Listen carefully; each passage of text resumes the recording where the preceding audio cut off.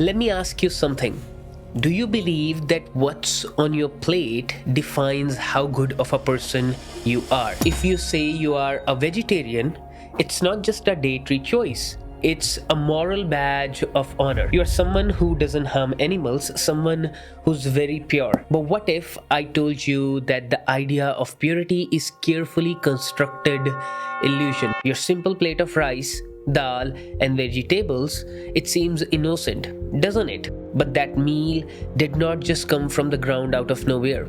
It came at a cost. And the cost is hidden in the fields we never see. Globally, agriculture is one of the biggest reasons we are losing wildlife, animals of all kinds. Experts estimate nearly 17,000 species could face extinction because of farming expansions every year. So is vegetarianism truly an ethical choice, or is it just another story we tell ourselves to feel better? But before we go deeper, let me make a deal with you.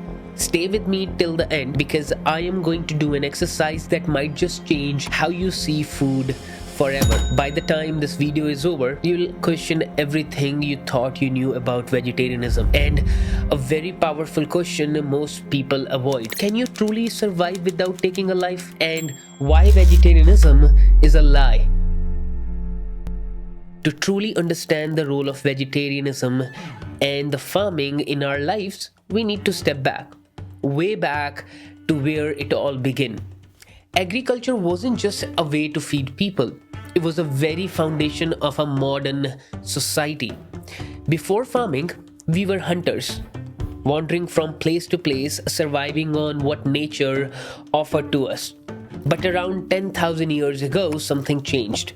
Humans discovered they could grow their own food. Yuval Noah Harari, in his groundbreaking book *Sapiens*, calls this the agriculture revolution, the moment when humans went from being wanderers to permanent settlers. And while it gave us the food security, it came with a price: the start of environmental destruction and social inequality. Think about it. Farming wasn't just about planting seeds. It taught us how to organize as a group, how to plan.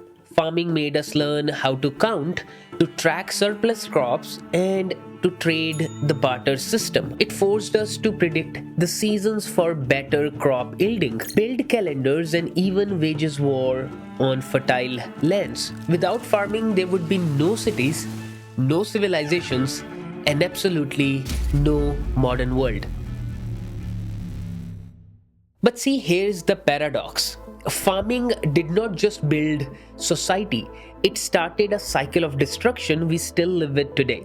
To grow food, we cleared forests, we drained rivers, we altered entire ecosystems, forcing nature to bend to our will. Across the world, forests are bulldozed to make way for farms. In India alone, this is a harsh reality. India loses over 1.5 million hectares of forest every year, much of it for agriculture. Take the example of Western Ghats, one of the most biodiverse regions in the world. Over the decades, a large portion of its forests have been cleared for crops like coffee, tea, and spices. These are everyday items on most vegetarian plates. Yet, they come at the cost, destroying the homes for countless species. It's the same story across Amazon, Southeast Asia, and Africa. Agriculture accounts for nearly 80% of deforestation globally. But here's the thing. Deforestation isn't just about cutting down trees. When forests go, animals go with them. Entire species loses their homes. Some adapt, but many don't. Many reports suggest over 7 billion small animals are killed in a year just in US alone due to farming. This includes countless birds, insects, and reptiles that could not survive the destructions of their habitats. When I say countless, it means countless. We can't quantify, but the story is same across the globe. But here's what's even more painful. Because the killings does not stop when the forest is gone. In fact, it's just beginning.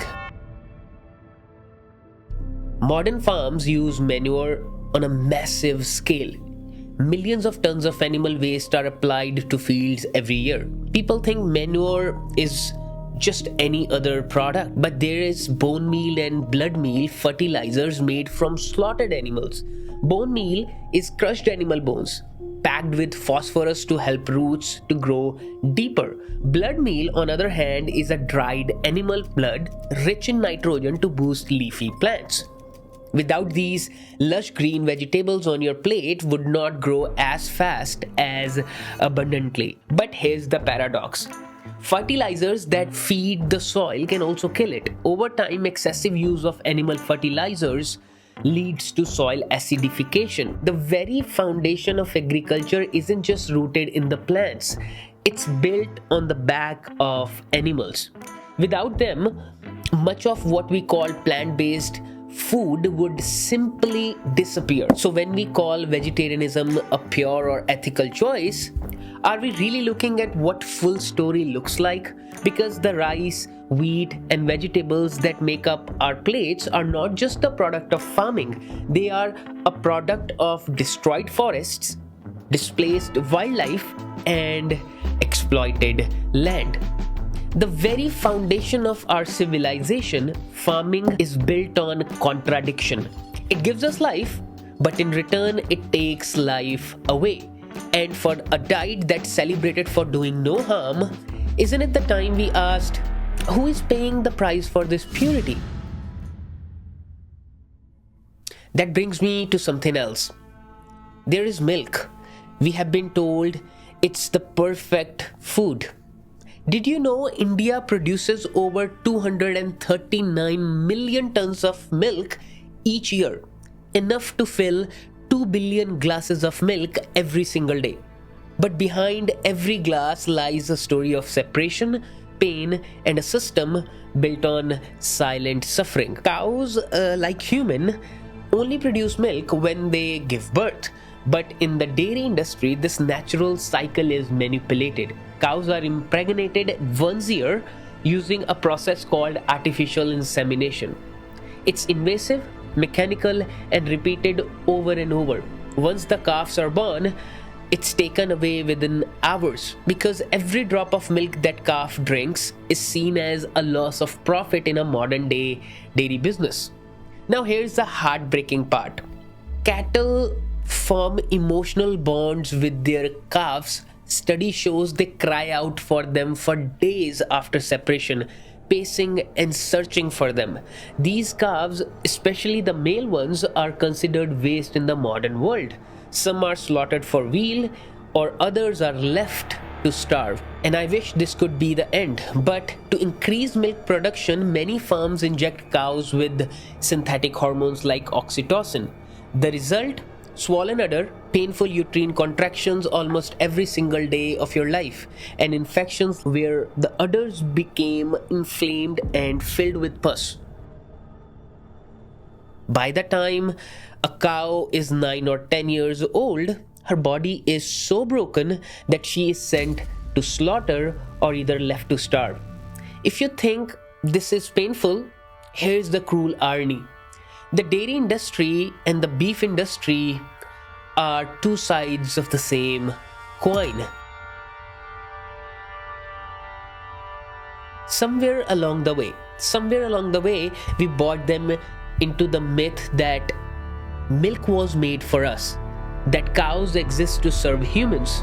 But that's not true. Milk isn't a gift from nature, it's a product of centuries of manipulation. Without human intervention, cows produce just enough milk for their calves. The idea that they exist for us is a story we created to justify what we take from them. So next time you pour yourself a glass of milk, ask yourself, what's the real price of this purity? This isn't about saying everyone must eat meat or that vegetarianism is wrong. It's about recognizing that food, whether plant or animal, has always been a part of a delicate balance. And maybe the real problem isn't what we eat, but how much we take and how disconnected we have become from where our food comes from. If you still think meat eaters are doing some sort of sin or it's ethically wrong, let's do an exercise. Imagine this. if we drop a committed vegetarian in the heart of dense forest for a month? And a simple question: can you survive without harming a single life? After all, how hard can it be? The first night, you might gonna find mosquitoes coming in an army. Do you let them bite you, or do you reach for a repellent of some kind knowing it will kill thousands? Next day, maybe a snake slither by your shelter. Do you leave it, risking your life, or do you chase it away? Maybe you kill it before it kills you. You need food, so you try farming. Sounds very ethical, right?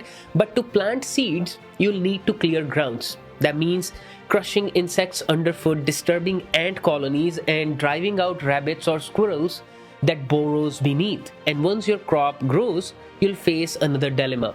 Deers will come to nibble. Wild boars might trample the fields overnight. Birds will swoop down, eating your hard-earned harvest. What do?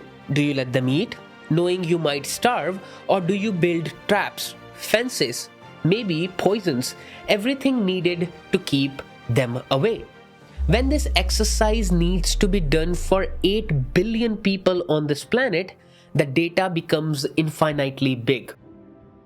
Here's the truth. In nature, survival demands sacrifice. Every bite of food requires a choice. Take life or give up your own. You can't avoid it, no matter how hard you try. And the irony, back in the comfort of your home, you eat a spoonful of rice dal thinking you have harmed no one. But the blood does not reach your plate because it's spilled far away. In fields, in slaughtered pests, in poisoned soil, just because it's not happening in front of your eyes does not mean it's not real. So, if ethics is about turning a blind eye on what you can't see, maybe we are not talking about ethics at all. Maybe we are talking about denial. And if that's the foundation of vegetarian argument is all about, what's left to debate?